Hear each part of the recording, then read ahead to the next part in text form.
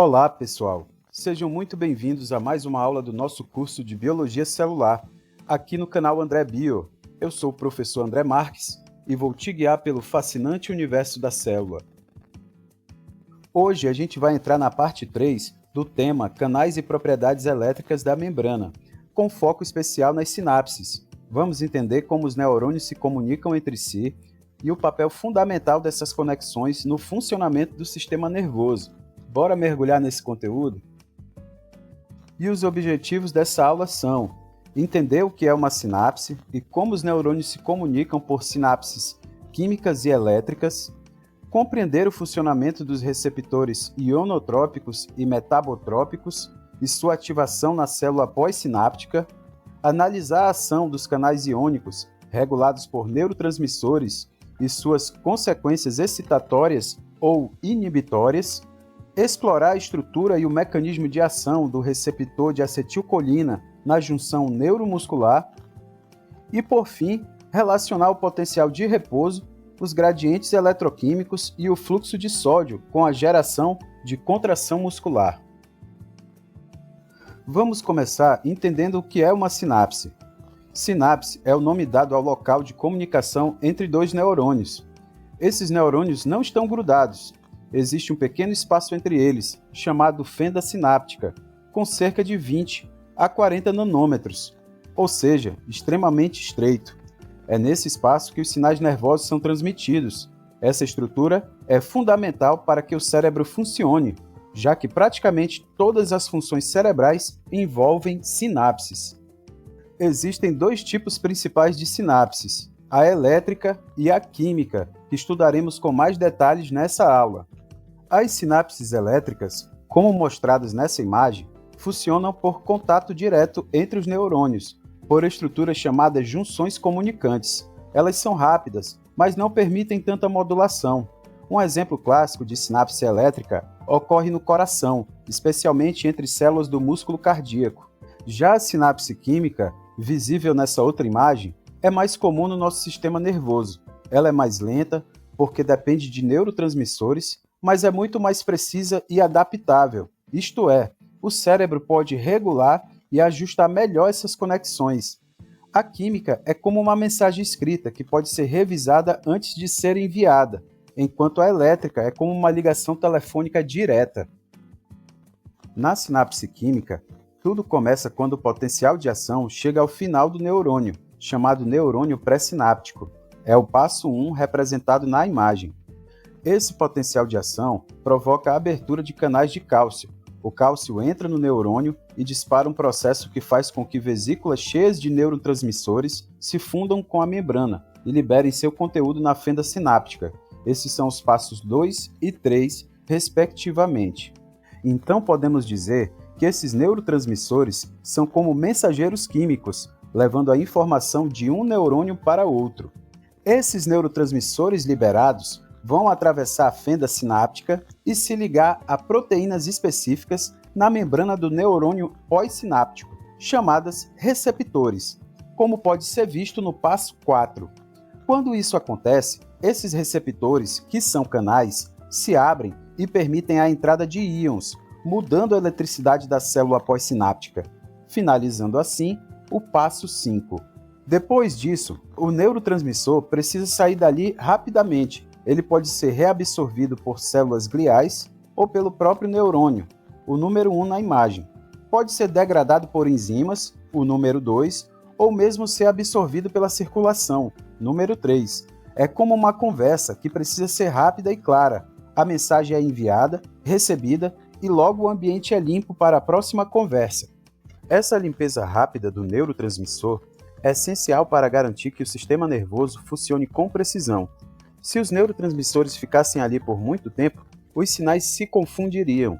Com a remoção imediata, o sistema garante que o sinal dure apenas o tempo necessário e atue no lugar certo. Além disso, os neurotransmissores podem ser reciclados, o que economiza energia e recursos para o neurônio.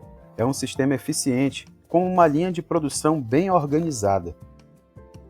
Nas sinapses químicas, os receptores chamados ionotrópicos são canais iônicos que se abrem quando o neurotransmissor se liga a eles.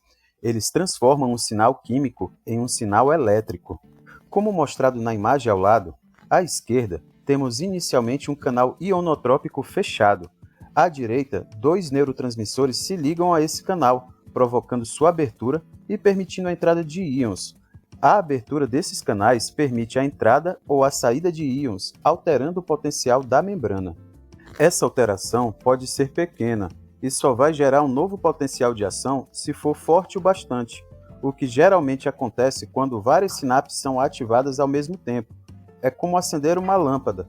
Um interruptor só pode não ser o suficiente, mas se vários forem ligados juntos, a corrente elétrica aumenta e a luz acende. Vejamos essa imagem aqui ao lado. Imagine que o neurônio está em repouso, como se estivesse dormindo, com sua membrana carregada negativamente, cerca de menos 70 mV, como mostra a linha cinza trastejada no gráfico. Agora, veja que na parte esquerda, pequenas setas pretas indicam a chegada de neurotransmissores nos dendritos. Esses neurotransmissores ativam canais ionotrópicos, permitindo a entrada de íons positivos. Esse evento gera potenciais pós-sinápticos excitatórios, ou EPSPs, que são pequenos aumentos na voltagem da membrana, representados por aquelas pequenas subidas verdes no gráfico. Pense nesses potenciais excitatórios como pequenos empurrões, tentando acordar o neurônio. Um empurrão sozinho não é suficiente, mas se vários vierem em sequência e se somarem rapidamente, como mostrado entre o 0 a 2 milissegundos, a voltagem pode ultrapassar o limiar de menos 55 mV, indicado pela linha cinza horizontal no gráfico. Quando esse limiar é atingido, é como se o neurônio dissesse: agora sim, é hora de agir, e ele dispara um potencial de ação, aquele grande pico roxo que aparece logo depois. Esse pico representa uma mudança rápida e intensa no potencial elétrico da membrana, que viaja pelo axônio como um sinal elétrico. Depois disso, o neurônio volta ao estado de repouso. Agora vamos falar um pouco sobre os canais iônicos controlados por neurotransmissores. Esses canais funcionam como portões, que só se abrem quando uma chave química específica, no caso o neurotransmissor, se encaixa perfeitamente. Assim, eles são especializados. Cada canal tem um tipo de neurotransmissor que o ativa e permite a passagem de um tipo específico de íon. Quando o canal é excitatório, ele permite a entrada de sódio ou cálcio, o que despolariza a membrana e aproxima o neurônio da geração de um novo impulso elétrico. Já os canais inibitórios fazem o oposto, deixam o cloro entrar ou o potássio sair, dificultando que o neurônio dispare. Na imagem, vemos esses dois tipos de sinapses. À esquerda, temos uma sinapse excitatória. O neurotransmissor glutamato é liberado e se liga ao receptor, abrindo canais que permitem a entrada de sódio. Isso causa despolarização, ou seja, o interior da célula fica menos negativo. É o chamado EPSP, que aproxima o neurônio de disparar um potencial de ação. À direita, temos uma sinapse inibitória. O neurotransmissor GABA é liberado e abre canais para a entrada de íons cloreto. Isso torna o interior da célula mais negativo, gerando uma hiperpolarização, o chamado IPSP, que dificulta o disparo do neurônio. Um ponto importante a se saber é que o efeito de um neurotransmissor não depende apenas da substância em si, mas de todo um contexto, ou seja, o tipo do receptor, a localização na célula e até os íons que estão predominando no ambiente podem influenciar. Por exemplo, a acetilcolina pode estimular ou inibir, dependendo do tipo de receptor que encontra. O glutamato e a serotonina, em geral, são excitatórios, enquanto o GABA e a glicina costumam ser inibitórios. Como pode ser visto na tabela, o efeito de um neurotransmissor não depende apenas das substâncias, mas sim do tipo do receptor, da região onde ele atua e até dos íons envolvidos. Veja a acetilcolina, pode ser excitatória ou inibitória, dependendo do receptor com o qual se liga. O glutamato geralmente é excitatório, enquanto o GABA e a glicina costumam ser inibitórios, pois facilitam a entrada do cloro. Já a serotonina também varia.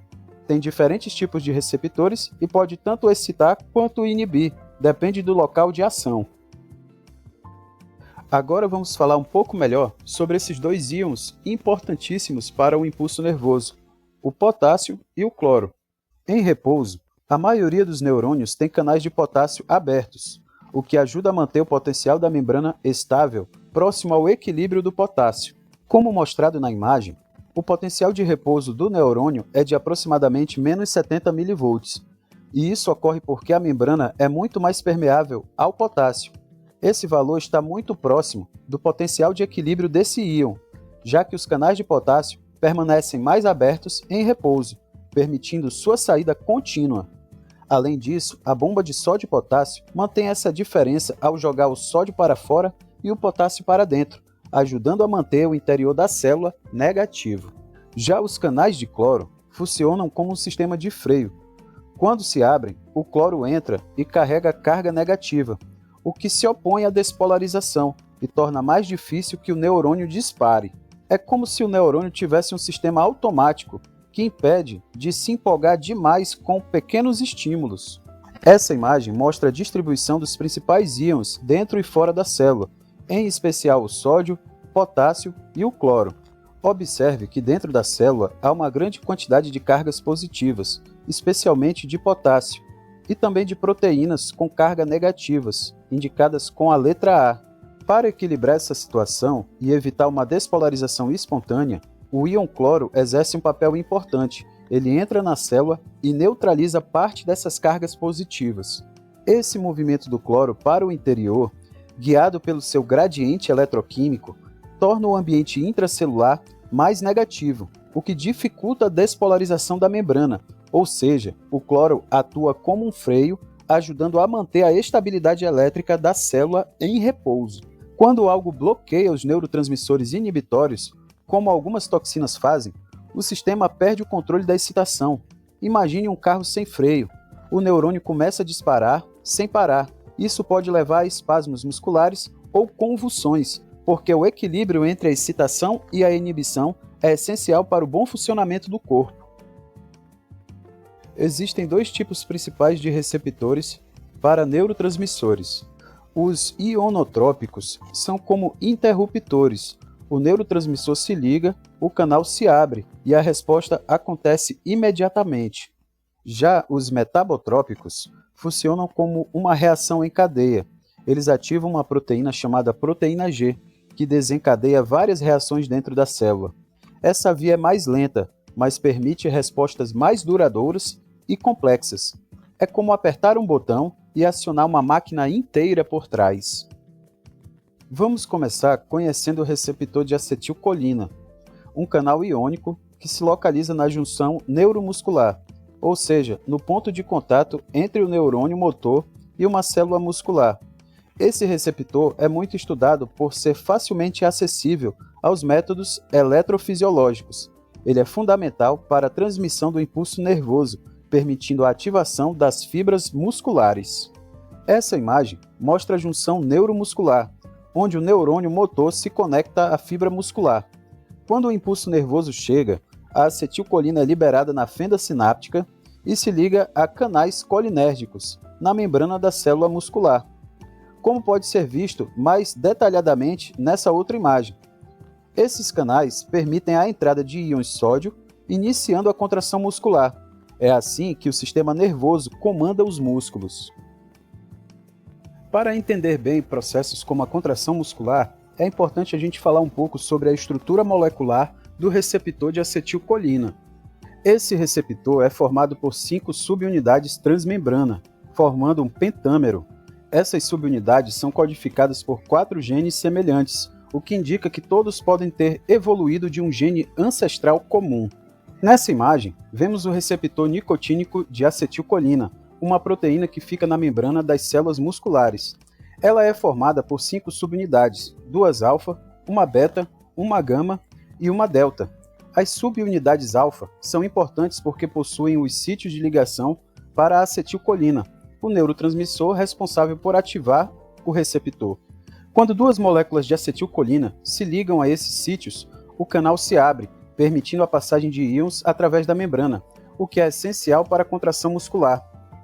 A parte inferior da imagem representa o canal voltado para o citosol da célula, com cerca de 4 nanômetros de profundidade. O canal atravessa toda a bicamada lipídica da célula muscular, formando um poro que se alarga em suas extremidades. Essa imagem mostra diferentes visões do receptor nicotínico de acetilcolina. Como a gente já viu, ele é formado por 5 subunidades que se organizam como um canal iônico, criando um poro central. As partes C e D mostram representações tridimensionais da estrutura, destacando como as subunidades formam esse canal central. Agora que a gente já conhece a estrutura do canal, vamos entender como ele funciona. A ativação do canal ocorre quando duas moléculas de acetilcolina se ligam ao receptor. Isso provoca uma mudança conformacional que abre o canal, permitindo a passagem de íons, gerando um sinal elétrico. Como pode ser visto nessa imagem ao lado, veja que na ausência do ligante, o canal está fechado e impede a passagem de íons.